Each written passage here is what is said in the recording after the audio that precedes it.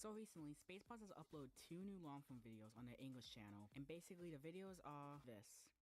Love versus hated animation channels, which definitely has been a big trend in recent years. In fact, I won't be surprised if they made both videos, because of Clip Cove, who made a similar video that has over 2 million views, which even if they got their video copied from a larger channel, I honestly don't feel bad because this channel is also a scummy content farm. If you know me, you know I don't like Spaceballs because of their super weird content, and I did make a video on them a few months ago. I also don't like these love versus hated type videos because of the annoying thumbnails and same video premise, which I also made a video on, although that was almost a year ago. However, things have only gotten worse, as we are getting to the point where we're putting devil horns on animals and kids because of something the owners and parents did, which, why?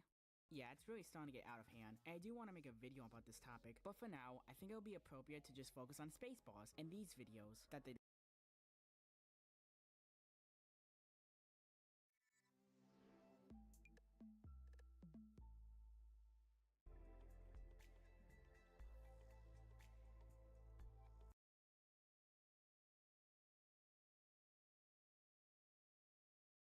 decided to post. But before we begin, please like and subscribe, as we're less than 1,000 subscribers away from 20,000 subscribers, and if you want, join membership to support me more on the channel. So, let's start by watching the first one. So the video starts off with what you expect from a commentary channel that makes videos like this, with a painfully obvious AI voice saying the same thing. For every blank, there's also a blank that is just as hated, which is super annoying. Like, at least be more original with your intro. And soon they start talking about the first channel, James. Set in his own universe, but it didn't gain much traction. So he launched a new series featuring a female character based on his girlfriend Claire. In this series, he focused a little too much on certain parts of her body, often portraying her in an uncomfortable and objectifying way. Okay, I'm sorry. While I do agree that what he's making is weird, you cannot be talking when you literally have thumbnails like this. Like, many people have stated on my video that I made on you back in early June that you make uncomfortable videos using planet humans, just like what James was doing. Now, the rest of the video he talks about James doing disgusting stuff, but that's not what the video is about, so we're just gonna move on to the next channel, GHS. Now, he talks about how GHS is a super great studio who cares about their fans, which, I mean, I guess so. They have some shorts that I don't like since some of them are cringe, but unlike most channels, they actually put effort into their shorts, and some videos I actually find enjoyable to watch. So yeah, not a bad channel in my opinion. So let's move on. The next YouTuber they talk about is Shapey Swing, which they talk about how they have, quote, questionable videos and how many kids are being exposed to this kind of content, which is true, but super hypocritical because they literally upload the same types of videos while having a child audience. The real problem? This kind of content isn't being consumed by adults. It's kids who are watching, and whether he admits it or not, he's actively harming young minds with this kind of material. Meanwhile,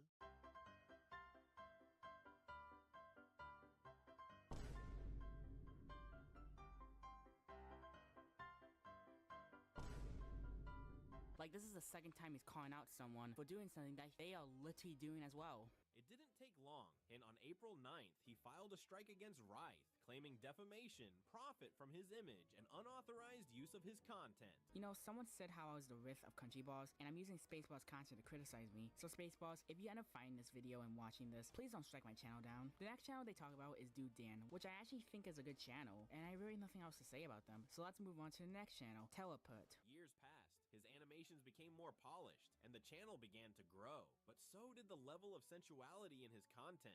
It gradually turned into something resembling a digital magazine centered around a beautiful female character. Okay, at this point, are they even aware what kind of content they make? Like, actually? Like, the 3 channels they mentioned are considered bad because they've literally done the same things, make inappropriate and uncomfortable videos. Would you literally also make with your Planet Human videos? From the thumbnails to the way you design them to certain shorts which look just super cursed, you literally do the exact same thing. Not just that, but your channel is also targeted towards kids, so it makes it even worse. Like, either the people who are making this video aren't aware of the content they're making, or they're just trying to manipulate their audience and think there's some morally right channel, even though the content they make says otherwise. Now, they talk about other things about Turnippic that are not relevant to the video, so let's move on to the final channel that they talk about, Solar Balls. Creators behind the channel are Alvaro Calme and Oliver Gilpin from the UK. Okay, Will, you mix up the two people. Alvaro is the one holding the card, while Oliver is the other guy. Like, how do you mess that up? No scandals, no drama, no messy ownership splits. Okay, saying that they never spark controversy is just a lie. First off, let's talk about them promoting the established title scam back in November 2022, which yeah, many other creators were doing that as well, but it doesn't excuse them. Plus, they have many comments telling them it's a scam, but yet has still not removed the segment of the video. Also, the original community hates them because they ruined Planet Box by adding content farms like the one I'm talking about right now, which I don't personally agree, but I can see where they're coming from. And finally, while not entirely their fault, they have also had controversies with leakers on the channel, which have gone so bad to the point where they had to delay some episodes. Even now, leakers are still a huge problem with their channel. Also, the show itself is also about controversy. For example, the writing on the recent arcs either being too rushed or dragged too long, as well as the way the characters are written, which I actually made a video about my criticisms on the show, which I recommend checking out after the end of this video. Also, many people also say the show isn't fully scientifically accurate and educational, which for the educational part they do somewhat admit to. Everyone in the Solar Balls team is just so excited and happy to do these crazy and somewhat educational space videos for a living. There are other controversies they've been in, but that's all I'm mentioning in this video. Once again, good channel and I love their content, but saying that they never been in a controversy is just a lie. Sometimes it feels like creators like this are becoming rare, but seeing how much they care, how much heart they put into their work for us, the everyday viewers, it keeps my hope alive. Hope that clean, honest content still has a place in this world. You know, I do agree. I do hope that content that is authentic can thrive in the platform for the next few years and not made by some content factory, because that's what YouTube is all about, broadcasting yourself, even though that slogan's been dead for years at this point. Too bad the people saying this are a content factory that's posting bad content and manipulating their audience and thinking there's some moral compass. Like literally, they have over 7 million subscribers, yet you have channels like Hypebeam and Colin who put great effort into their videos, yet have less than 15,000 subscribers, and the video ends. One of my thoughts? This video is just bad. It's soulless, AI-generated slop, the editing's super generic and just not special at all, and they're super hypocritical when talking bad about some channels. And you can tell it's an AI voice because, first off, this voice just sounds dead, like, what? And also, Clipco, who also makes these soulless AI videos, literally uses the same voice. Also, they try to make it seem like it's just one guy, but using stuff like I and me, but that's just even more scummy because you're trying to make it seem like you're one person talking about this stuff, even though it's pretty clear that you're a content factory, you know? This also further proves that most of the channels that make videos that have thumbnails like this are just content farms. And of course, they don't care about the content they're actually putting out, they just want money and views, that's all. Now, is it as bad as the usual content? No. I mean, I'd rather watch soulless AI-generated hypocritical slop than shorts I feel belong on a mature website. Although, I do feel like their Planet Ball long-form videos that they've made when they first started the channel are better in my opinion. Also, most of these comments of the video are mostly positive, saying how it's finally a watchable video and how they're glad they shout out certain channels. Not saying there was no criticism. Like, specifically for the Solar Bus section, there are many people pointing out how inaccurate some parts of the video were, like confusing Oliver and Alvaro, as well as them saying they have a clean reputation, even though that's not even the case. Also, one other thing, Dude Dan has actually saw the video and left a comment saying how they're happy they were featured on the video, which is just something I wanted to bring up. Well, now with that the first video down, it's time to watch the next video. Who knows, maybe it'll be better than the last one. Let's just go and take a look. YouTube is a massive platform for creativity, where people create masterpieces. So already, you literally use the same exact intro as last one, like even the voice tone's literally the exact same, which isn't surprising because it's an AI, but still, that's just super lazy work. And the first channel they talk about is Rocky Raccoon. He basically mentions how they make uncomfortable videos and lazy shorts with trendy music, which yeah, I agree. After looking at Rocky Raccoon's channel and look at the drama they've been involved in, yeah, if they were in the country bug community, there's a pretty good chance I would've made a video on them by now. But that leads to another problem. You're literally doing the exact same thing. You also make uncomfortable videos. You also use trendy music. Isn't that how you got your channel to over 7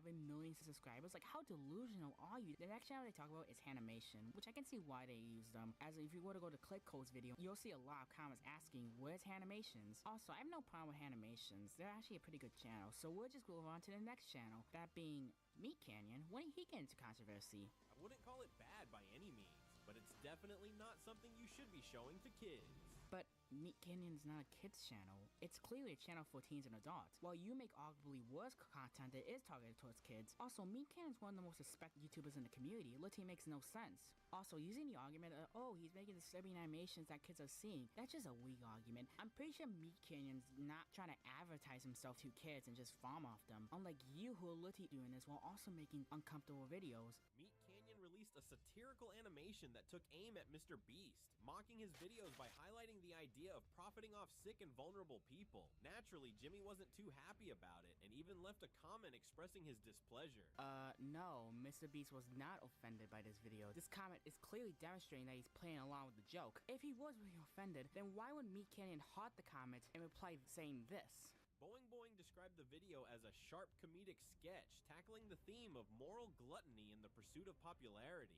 Some viewers saw the video as a clever piece of social commentary. Oh my god, it's not that serious. Are you actually trying to frame Meat Canyon as this, like, YouTuber that's trying to, like, break, okay, I'm just done with this section. This is just hurting my brain at this point. Let's just move on to the next channel, which is Land of the Bogs, which, I'm gonna be honest, I've never heard of them before. I mean, I think the most I can say is that they did a collaboration with YouTube, and yeah, that's it. Next is Bella the Wolf. Wait, she's an animation channel? Also, yeah, Bella the Wolf is terrible, especially with how she treats Technoblade and the controversy with Steak, and that's really all I'm gonna say about her. Next is The Odd Ones Out. Most of his work falls under the storytime animation genre. I mean, I think his older content's better. Don't get me wrong, his new videos are fine, but I feel like the connection and relatability is more found in his older content. And that's where the video ends. Well, that video was even worse than the last one. Then from calling out someone who makes the same content as thus being hypocritical again, to literally saying how Meat Cannon's bad because of how they disturbing animations to kids, as well as the fact that they're probably offending lots of people that he makes videos on. But that's not even true. Mr. Beast liked the video Meat Cannon made on him. Queso liked the video Meat Cannon made on them. The only people who are getting offended are people who literally cannot take criticism. Now, unlike the last video, these comments were definitely way more negative, as many people are asking what happened to his channel, why it suddenly became AI slop, and why Meat Cannon is considered one of the bad YouTubers, and what he did wrong.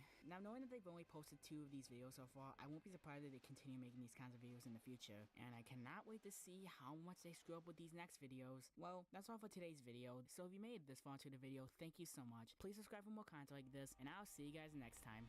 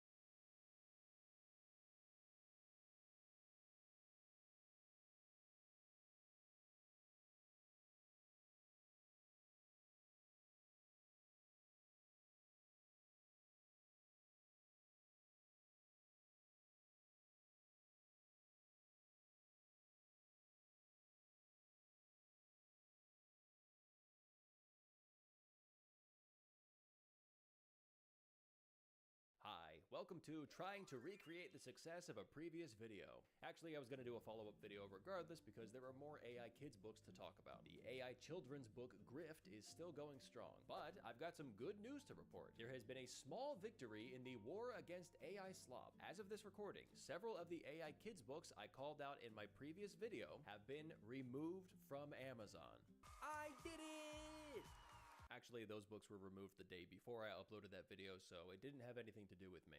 But I'm taking credit for it anyway!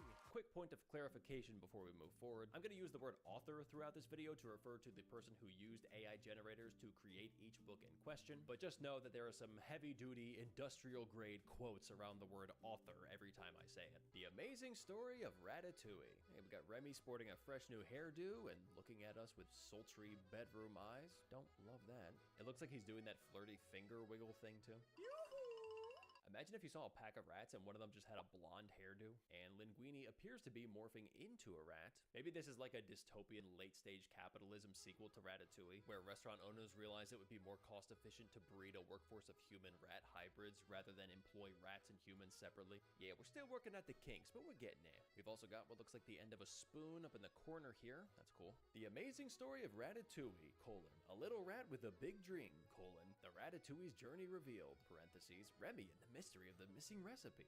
Wow, 4 titles in one book. What a value. I like that it says the Ratatouille's journey revealed. I guess we get to learn about the story of the Ratatouille dish itself as it makes its way through that food critic's digestive system. Here I go! Get ready to dive into a deliciously fun adventure with Ratatouille, which is my favorite Disney movie. is nigh the cartoon guy. There's another Ratatouille book that also has what looks like a human-rat hybrid. Extra disturbing that Remy is standing on 2 feet while the guy is on all 4s. And this book starts off like all the classic children's books do, with a bullet point summary of the characters, like it's a report being turned in at work. Mommy, I would like to see a full rundown of all the characters in this book on my desk by bedtime. This is a great book for any kid, whether they're a newborn or heading off to college. You know, it's a shame they never made Ratatouille sequels, because they could have called them Ratatouille and Ratatouille 3. The best story of Shrek 2, where Shrek is joined by familiar faces, like Donkey, looking just how you remember him. There was that recent uproar about Shrek looking slightly different in the trailer for the new Shrek movie. Imagine if Donkey looked like this in the trailer. There would be riots in the streets. You've heard the story of Kung Fu Panda, but have you heard the true story of Kung Fu Panda? In this true version of the story, Po seems to have a human arm growing out of one leg, and what looks to be a smaller him growing out of his other leg. What if that happened to you in real life? Your doctor is like, I don't know how to tell you this, but there's a tiny you growing out of you. We've got Inside Out with all the core emotions: joy, joy with glasses, existential dread. This emotion is when a stranger says something to you and it catches you off guard and you go, That's what this emotion is. And of course, ninja, because deep down at the core of the human experience, we all just want to do some cool flips and slice a guy in half with a katana. This emotion is, did you just fart? This is one of those emotions that you don't know how to describe. I feel like I should be doing something, but like I don't exactly know what. I don't know. Does that make sense? I don't know. The best story of the seventh dwarf. I know the term nightmare fuel gets tossed around a lot, but truly, imagine being a kid and staring at this cover while your parent is reading to you in bed. And then the little dwarf wandered into the enchanted forest, where he was greeted by a great book to give your kid if you hate them. I don't know what's going on with this author and the word illustrated, but he cannot seem to wrap his head around how to spell it. Illusted. No, that's not it. Illustered. Okay, one letter closer, but still not right. Illustisted. Where did that I and S come from? Illustersted. Ah, getting warmer. Illustrated. Hey, you got it. Oh no, but now the word of is messed up. Yeah, as a general rule of thumb, words don't have numbers in them. This guy types the word illustrated the way SpongeBob walks when his shoes are untied. I'm ready. I'm ready. I'm ready. I'm ready. It doesn't matter though. When you're this handsome, you don't need to know how to spell. I don't know how these authors get away with such blatant copyright infringement. Maybe the characters are so mutated from their original designs that it's legally permissible. Maybe that holds up in court. Your Honor, this isn't Olaf. Olaf doesn't have antlers and legs, and there aren't 9 of him. And this isn't Charlie in the Chocolate Factory. It's Charlie in the Chocolate Factory Factory. It's about the factory where they make chocolate factories. The factory tour is just showing really boring industrial equipment. We don't have Willy Wonka here. We have Wilson Woodworth, Director of Operations. And we don't have tiny red Oompa Loompas, but we do have Todd. He's kinda short, and he's always red because of his alcoholism. And if you think this cover is lazy, just you wait. Because the whole 157 pages of this book are a 10-paragraph summary of the film version, repeated over and over, literally copy-pasted to make it book length. The air hung thick with the scent of melting chocolate. The air hung thick with the scent of melting chocolate. The air hung thick with the scent of melting chocolate. The air hung thick with the scent of melting chocolate. In fact, the synopsis on the Amazon page is literally half of all the content in the book. It actually confused me when I found AI books this bad, because I thought, what is even the grift here? When a book is this egregiously terrible, how would you make money? Wouldn't customers who bought it immediately see how bad it was and then return it and just get a refund? Well, maybe not, because I found a review on one book that says, terrible AI-generated crap, and Amazon won't offer a refund. So, I don't know, maybe it's not always easy to get refunds on these things, and that's what these authors are banking on. In my last video, I showed some AI-generated Mr. Beast poetry books, and as I looked more into it, I discovered that some of the same rhyming themes pop up in other AI books. Like the AI has some limited stock of poetry ideas that it pulls from. It likes to talk about how kindness meets and the qualities of someone's heart. In a land so sweet, where kindness did meet, lived Mr. Beast with a heart so neat. It builds a path that's soft and sweet, where love and kindness always meet. In a kingdom vast where power did reign, I was a queen with a heart so brave and sane. That last one sounds a little misogynistic, to talk about being sane like it's a distinctive quality in a woman. Oh, my queen, you are truly the least insane woman in all the land. Of all the hysterical banshees, you are the most tolerable. The Great Underwater Treasure Hunt is a rhyming book about a group of kids who somehow go deep underwater to find a hidden treasure. Dive into adventure with The Great Underwater Treasure Hunt from Ankith Hardegary, author of other kids' classics like Monthly Bill Payment Tracker. A treasure map, old and frayed, he found in his grandfather's chest. He played. His grandfather believed in what lay below, a treasure hidden where only seagulls go. Does his grandfather know what seagulls are? Yeah, just because they're called seagulls doesn't mean they live in the sea. Billy, there's a hidden treasure, but it's in a place where only seagulls go. The sky? The ocean. Then again, these kids go underwater with no equipment, so maybe everything in this world can breathe underwater. The moral of the book is that the kids discover that the real treasure was the friends they made along the way. Literally. The book doesn't make much sense from the sample pages, and apparently it's not much better even when you have the full book. The story is about some friends trying to find underwater treasure, but that's about all it tells you. There's no detail about how they start their adventure, how they get underwater, or what they find in the ocean. Disappointing and confusing. Kind of sums up AI as a whole, doesn't it? The amazing first day of preschool. In a place where fun begins each day, with games to play and songs to say. We don't sing songs at this school, we say them. Ready, children? The wheels on the bus go round and round, round and round, round and round. You'll find new friends with smiles so bright. In preschool, everything's just right. Yes, in preschool, nobody has a face, just the way it's supposed to be. Oh no, this girl does have a face! How embarrassing! Tina has a face. Tina has a face. We separate the strong from the weak by forcing the kids to slide into a pool of water to get out of the building. If you can't swim, you aren't cut out to be at this preschool. Drowners are losers. Real talk though, it would actually be awesome if you got to exit preschool by going down a slide. Stinky Farm. Ooh, this must be where stink is made. Dive into the delightful world of Stinky Farm by Ryan Miller. This book does this thing some kids' books do where there's only text every couple of pages with just pictures on the pages in between. But the pictures in this book are so strange that it feels eerie. In a small town, there was a large farm that everyone called the Stinky Farm. Near the Stinky Farm lived a boy named Ryan. He loved watching the Stinky Farm's activity every morning.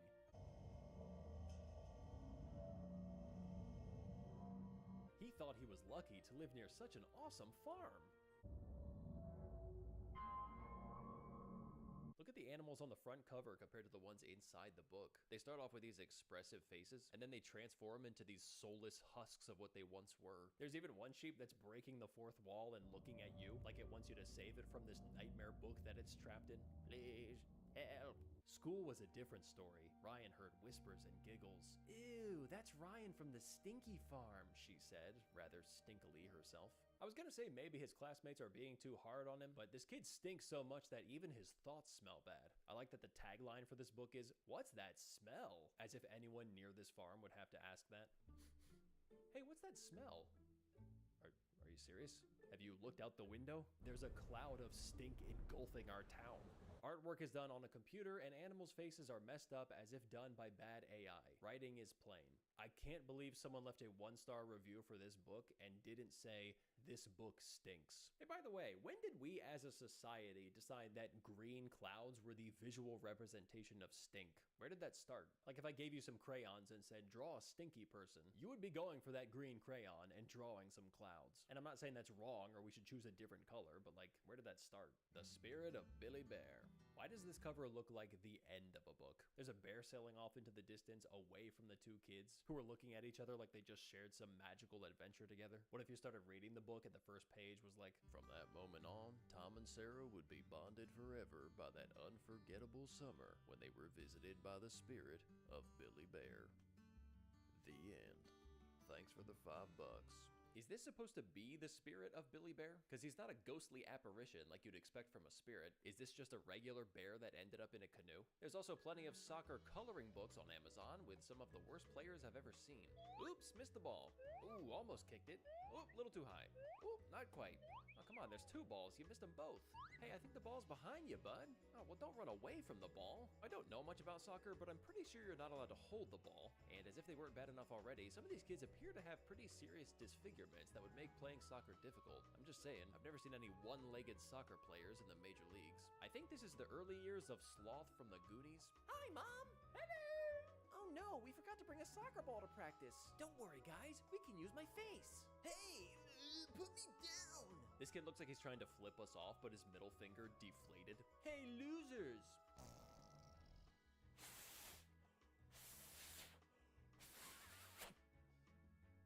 Perfect Christmas Eve. Wow, the economy's so bad, even Santa's reindeer are being laid off. He's only got 2 left. This one isn't even pulling the sleigh. I guess it's a spare reindeer? For some reason, this book is about the story of Santa and Jesus. Jeez, does she have a freaking donkey under that blanket? That ass. Did you know in the old days, they had to use fire to perform circumcisions?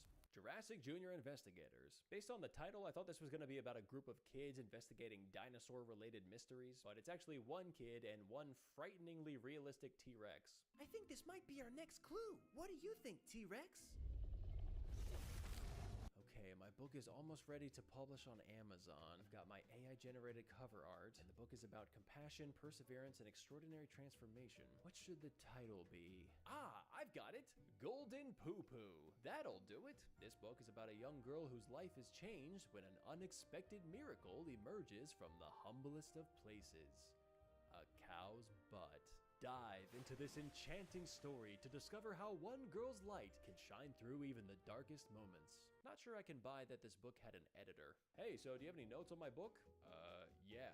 It's called Golden Poo-Poo. Change the title. It is impossible. A hippo in a tutu? No, it is impossible. Impossible, I say! Yeah, some authors are clever enough to try and incorporate the weirdness of the art into the concept of the book. It's like, yeah, the dolphin has 4 flippers. That's the point. It's impossible. I'm gonna make an AI book called Bunch of Weird Shit for kids. Some authors don't even go to the trouble of learning how to make the AI art generators retain a consistent art style and character design. So each picture is a totally different rendition of the same story, and it can really change the vibe. This looks like a cute robot that could be your friend. This looks like a playground robot overlord that would crush you for not sharing your toys with the other kids. In my last video, I talked about a book called Timmy's Time Travel. Well, if the idea of time travel is just too exciting for you, we've also got Timmy's Time Management Adventure. This is Timmy. He loved to play, but he didn't like to clean up. And Timmy's mother was afraid to tell him to clean up because he always had a sword on him, and he wasn't afraid to use it. I will cut a bitch. The wildest thing about this book isn't that the art style completely changes from one page to the next, or that Timmy's design changes so much from page to page that at one point he looks like an anthropomorphic animal, but that in one panel a big blue creature randomly appears at the kitchen table and it goes completely unaddressed. And another end of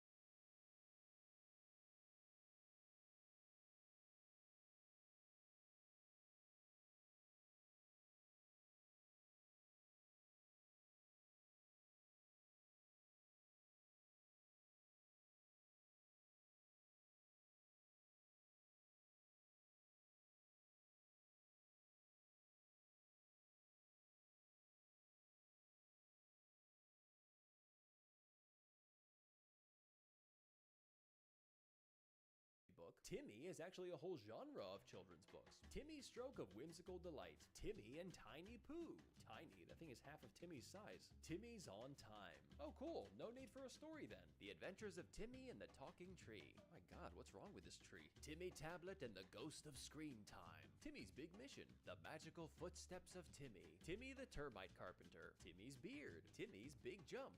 Oh no, Timmy, don't jump! You have so much to live for! Think of Tiny Pooh! This book has the most confusing start. You look at the cover and you're like, okay, I guess this book is gonna be about this young boy named Timmy. Timmy's first jump. Oh, I guess Timmy is a rabbit? Timmy was a little frog. Okay, what is the Timmy situation here? Is everyone in this book named Timmy? The Kindness Parade. Kind hands reach out, set the dolphin free. With smiles on their faces, they dance in glee. What is she doing? Pulling the dolphin out onto land? You don't have to be trapped in the ocean anymore! The dolphin is just on the ground roasting in the sun. She's pulling dolphins out of the ocean and throwing seagulls into the ocean. You belong in the sea. All aboard the nightmare train. Once you get on, you can never get off. I don't know what this train's destination is, but hopefully it's heading straight into a volcano. Though I have to admit, as disturbing as this is, still not as disturbing as the Polar Express. I want to be a pilot. Ever since Alex can remember, there has been nothing more exciting than watching the big airplanes take off into the clouds. Hey, the plane is over there, dumbass. How to grab Snowman. At last, the answer will be revealed. Lila's first word. I'm assuming it was... The Tale of the Little Green Man. Little Green Man. At least make the book title match the cover. You may as well call this The Big Blue Bus. Dinosaur Coloring Book. It is the perfect educational tool. Educational. From Scaredy Child to Brave King Kid, by my favorite author, Inspiring Tales Daniel. How the Bear Armed Himself with Love. Who Am I? Savannah Edition. I think what am I is the more pressing question here. Also, nobody on this cover is happy. And you know what? As bad as these AI generated books are, there's also a ton of non-AI generated children's books on Amazon too. And if you can believe it, some of those books are arguably worse than the AI generated ones, but I'll save that for a future video. Hey, if you like this video, check out this one.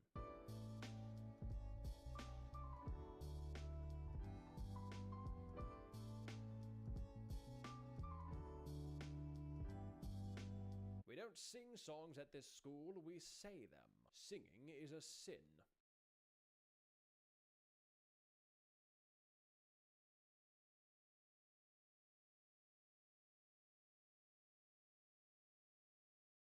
Ramsey's success is that at the end of every workday, he sets his restaurant on activating projections, enigmatic sounds, and surprising turns that will immerse you in suspense and excitement. Also, embark on the exhilarating Tunnel of Fear, reliving the iconic boat scene from the movie. Experience live performances featuring the lovable Oompa Loompas, who bring classic tunes to life.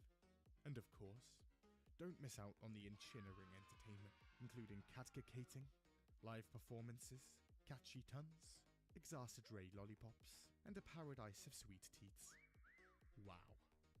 It sounded phenomenal. Even the website. Clearly a ton of talented graphic design and artwork had gone into it, and it showed. £35 a ticket for all of this? Yes, please. Where is this magical event? The Box Hub Warehouse, Glasgow. Doors open 24th to the 25th of Feb. Be there. But first, look up. Is that the intense, epic, accurate, action-packed free-to-play PvP action only found in the game War Thunder? My god. Load up and jump into a wide variety of vehicles. Choose from tanks, to ships, to planes, to choppers, in a game with over 2,000 options. All very detailed, and all in very good graphical 4K graphics. But there's more. In fact, War Thunder is the most comprehensive vehicle combat game of all time. It includes a dynamic damage system, which takes into account where you've been hit. Watch out for those sensitive spots. And it has a huge customization system. Hundreds of camos, historical emblems, and over a century of vehicles to pick from. And you can play on Xbox, PlayStation, and PC for free. Fancy a large bonus pack? Sign up through the link in the description or the pinned comments below. Saturday the 24th of February, 2024. Staff have been at the warehouse since Friday evening, working round the clock building the sets, memorizing the script, and preparing the suites. Everyone working to make sure this magical weekend goes off without a hitch. And on Saturday, it's finally game day, and Willy's Chocolate Experience opens its doors. Parents who'd shelled out 35 quid a head round up their excited children, a ton of whom had even dressed up for the occasion. Doesn't he just look marvellous? What a lovely day this would be. And parents start arriving mid-morning. Some had driven longer than 2 hours to get there. But worth the wait it was. It looks magical already. And so, the families head in.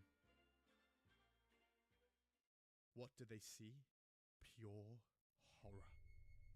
Gone were the bright colours of the website. The enchanting descriptions of a magic, sprawling chocolate factory with singing, dancing Oompa Loompas, massive galas, vibrant blooms and chocolate rivers. Instead, the families walk into a meth lab.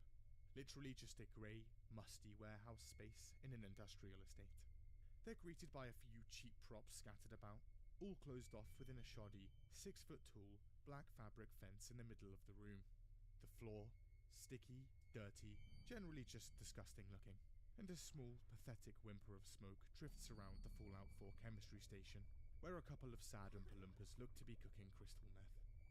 The hallways appear to be made out of tablecloth and cheap mirrors, and gaffer tape covers the floor in open, plain sight. AI-generated images are everywhere, without even the slightest effort to correct their spelling mistakes. Great efforts had been made to cover up the ceiling, but alas, it could not be done. There were also just random objects laying around, like this unplugged flat-screen TV, for example. But get past how horrific everything looks, and people have an experience ahead. Not the one they were advertised, but still definitely quite an experience. Just step through those magic gates there. The Enchanted Garden? Hardly. The Imagination Labs with mind-expanding projections and optical marvels? Not sure about that. The Twilight Tunnel and its captivating projections and enigmatic sounds? Nah. The Mystique Galas? Where? Iconic boat scene? Nope. And is this the famed Chocolate River? There were surprises at every turn. It's just not sure if they're enchanting. It's the unknown. Ah yes, the classic character, the Unknown, the terrifying evil chocolate maker who lives in the walls. Of course. There apparently was a small chocolate fountain, but it broke early on and had to be removed. And yes, there were also a few giant mushrooms. However, they were not filled with sweets. And instead of the live performances, you know, the singing and dancing, etc., people get to watch Willy Wonka and his Oompa Loompas in their most luxurious dollar store regalia. By the way, the Oompa Loompas are actually now called Wonky Doodles, and Willy Wonka, Willy McDuff. Undoubtedly another suave, subtle dodge of IP violation from our boy Billy. Anyway, during the experience, the Oompa Loompas were supposed to give out a ton of sweets. However, there's an issue. See, they start the day strong in numbers. Numerous bags of sweets are loaded and ready to go. They even show some pics on Facebook. However, supplies do not hold. Apparently, very early on, and the numbers were already getting low. And so, the rationing begins. Only the smallest bag of sweets for the children. And by just 11:30 in the morning, supplies are critical. Even more severe rations are mandated, and actors are told to give children just one jelly bean each. And then they ran out halfway through anyway. At least there were generous servings of lemonade. And that's it. Willy's chocolate experience. Feel free to take a walk just over there to Willy's Cafe. Sit down on our pristine chairs and get a hot dog or pizza.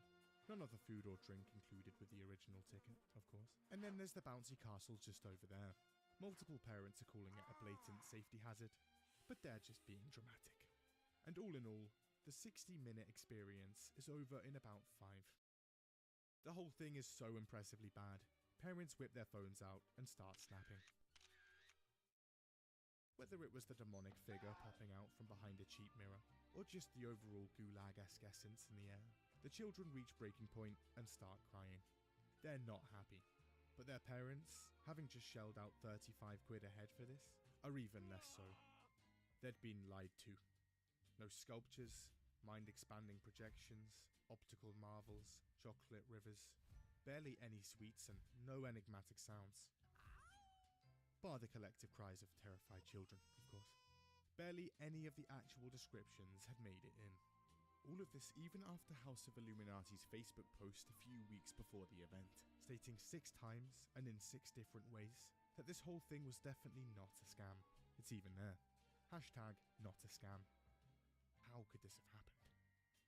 Some try to ignore the faint cries of children and complete lack of value for the £35 a head they'd just spent and just enjoy their quarter cup of store-brand lemonade. But things eventually come to a head. Parents were horrified. Horror turns to confusion. Confusion turns to rage. And so, the revolt begins. Our boy Billy is cornered and swarmed by crowds of angry parents. He tells everyone not to worry, a refund is on its way, and with that, he makes his escape. Also, for some reason, someone calls the police, and 4 riot vans show up. This is also all happening around midday, by the way, meaning families are still arriving, and now, instead of Willy's chocolate experience, they're greeted by the sight of this, and a sign saying sorry, we're cancelled. Worst part about this whole thing, besides the small fountain that had broken early on, there was no chocolate. Okay, things didn't exactly go to plan. So the same day, House of Illuminati issues an apology. They also reiterate that, yes, everyone will be given refunds. The goal was to cool everything down. However, things were just heating up. See, the snaps parents took on the day made their way around online, and eventually, the New York Times gets a whiff. And 3 days later, this article goes up on their website. and the rest of the media jumps on board instantly. An event called the Willy Wonka Chocolate Experience. It enraged parents. They're calling it a ripoff. Children and parents were shedding tears of disappointment. I arrived on the Friday and I was like, oh my gosh.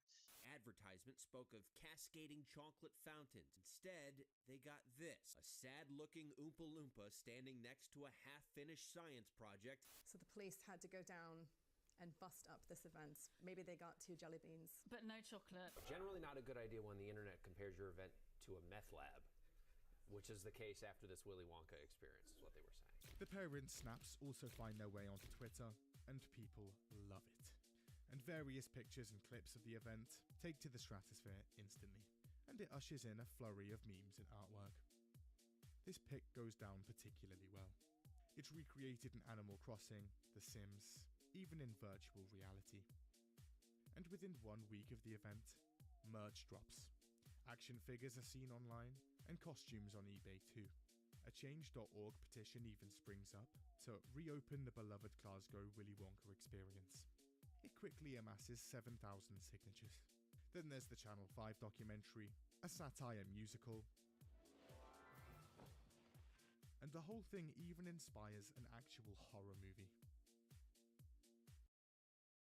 Naturally, everyone is fascinated, and who better to hear from than Willy Wonka and his cook? And so, the press tour begins. They speak to CNN, MSNBC, The Independent, and a ton of other places. And it's not long before they're on Good Morning Britain, explaining their story. They say that they were duped just as much as the parents were. They first see the actual place on the day before it opened, and it looks terrible. But they assume it will be worked on throughout the night and made to look presentable. Nope. Some debated outright walking out before it started, but they decided to stay and do it. They were also given the 15-page script for the first time that same Friday, 1 day before it opened. That's also when they were given skimpy, cheap Oompa Loompa outfits, and the 2 Wonka outfits to be shared between 3 actors, all about 1 hour before parents arrived. The wigs were very cheap, one actress says. We were just handed an Amazon box that probably arrived that morning. When actresses asked how to do their makeup, they were told to just improvise. There were also no rehearsals. A few of them were promised 500 quid for the whole thing. However, apparently, as of now, only half of that has been paid. The setup staff say they've been paid nothing. Also, more about that 15-page script. A few days after it shut down, the event's actual script leaks, showing what Willy's chocolate experience would have been like had the budget been more than a tenner. Wonky Doodles at Macduff's Chocolate Factory, a script. It anticipated a lot of audience laughing and audience applauding.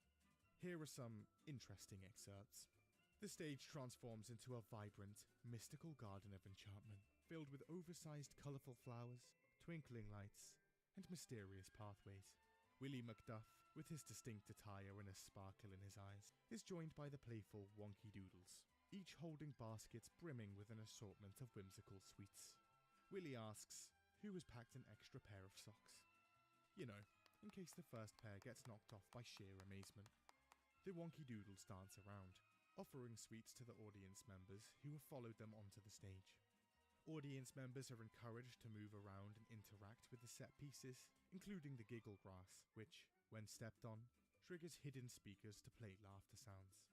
The stage crew discreetly activates bubble machines, filling the area with bubbles. Audience members engage with interactive flowers, offering compliments, to which the flowers respond with pre-recorded, whimsical thank yous. The guests eagerly approach a table laden with the described sweets, each picking their choice with a mix of excitement and trepidation. With a flourish, Willy opens a previously unnoticed door, revealing a room where the air sparkles with floating bubbles, and rivers of sparkling lemonade flow freely. One part even seemingly asks an actor to produce real magic. He opens his hand, and the bubble gently pops, releasing a small, twinkling light that ascends into the rafters, leaving the audience in awe. Another states that the unknown is supposed to be sucked up into a robotic vacuum, humorously ending the confrontation. So obviously, actors have questions. A lot of this stuff was outright impossible for the actors to actually do, as the budget for the event was about on par with a Big Mac meal. So when actors approach Billy and ask him questions like, How am I supposed to get sucked up into a huge robotic vacuum when there's no huge robotic vacuum? And how do I produce twinkling, lit up bubbles from my hand? They're given the same age-old advice. Improvise. It also comes out that the whole thing was chalk, completely written using AI. Upon further reflection, so was the entire website, including every single image on that website. Alongside all the memes, art, and the flurry of media articles, at the end of the day, there were hundreds of people that had shelled out £35 a head for this, and they weren't happy about it. In fact, almost 1,000 people bought tickets, meaning House of Illuminati raked in almost £30,000 from this. And a Facebook group called House of Illuminati Scam promptly springs up, at first filled with disgruntled parents who'd paid for the event, but eventually with thousands of people just wanting to watch the chaos unfold. And naturally, a ton of posts and comments come flooding in. So people on the page do a little digging, and turns out House of Illuminati was actually just one guy, the man himself, Billy Cole. Naturally, the backlash against this man is strong, and he releases a stream of apologies via Facebook. He reiterates that refunds are on the way, and informs us that, yes, the wedding plans are off. Okay. However, this news does little to quell the rage.